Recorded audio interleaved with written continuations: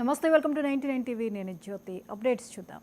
YSR Congress party నేత మాజీ మంత్రి విడుదల రజనీపై మరో ఫిర్యాదు పోలీసులకు అందింది.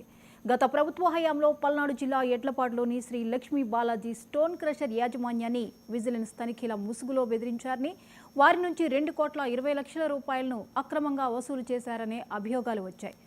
ఇప్పటికే మాజీ మంత్రి విడుదల రజనీ, అప్పటి గుంటూరు ఆర్వీఈఓ ఐపీఎస్ పల్లె జాషువా, విడుదల రజనీ మరిది విడుదల గోపి, ఆమె పిఏ దొడ్డ రామకృష్ణలపై కేసు నమోదైంది.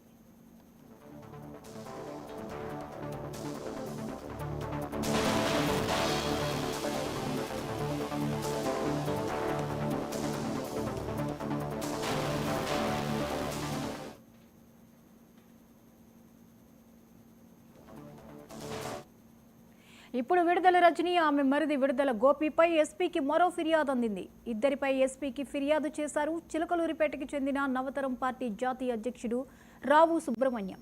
2022 ఏప్రిల్లో రజనీ అక్రమాలను ప్రశ్నించినందుకు తన ఇంటిపై దాడి చేయించారని ఫిర్యాదులో పేర్కొన్నారు.